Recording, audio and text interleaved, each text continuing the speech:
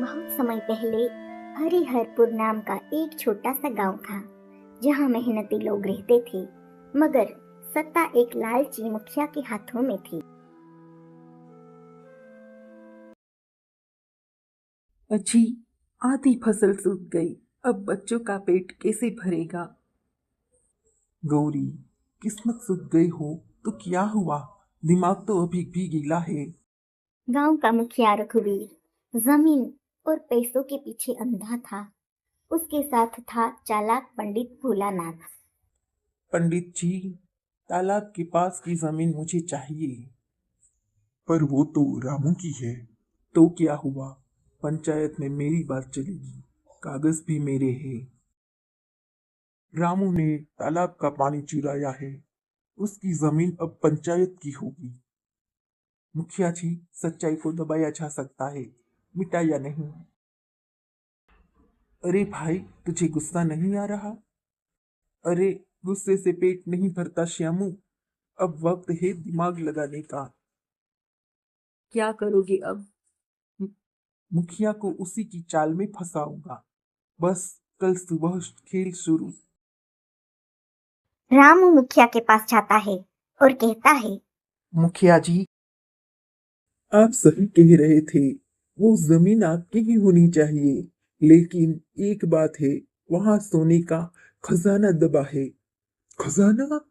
हाँ, पर वो सिर्फ रात को ही निकाला जा सकता है, जब आसमान में 3 तारे एक सीधी लाइन में हो। मुखिया जी, सच है। पुराने शास्त्रों में ऐसा लिखा है। मुखिया पंडित और दो मजदूर और श्यामू समेत पहुंचता है। रामू झाड़ियों के पीछे छिपा दिख रहा है।